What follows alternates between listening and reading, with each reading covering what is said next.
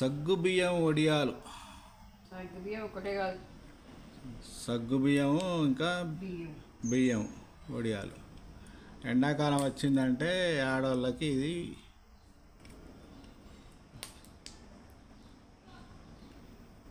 ఇలా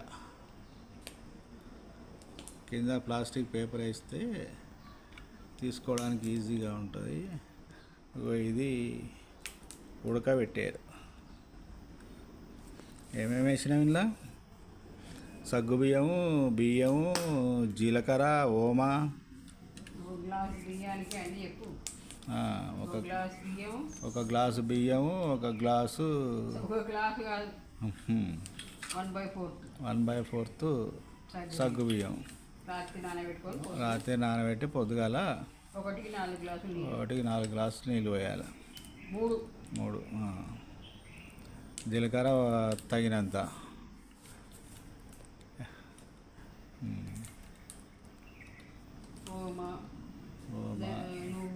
నువ్వులు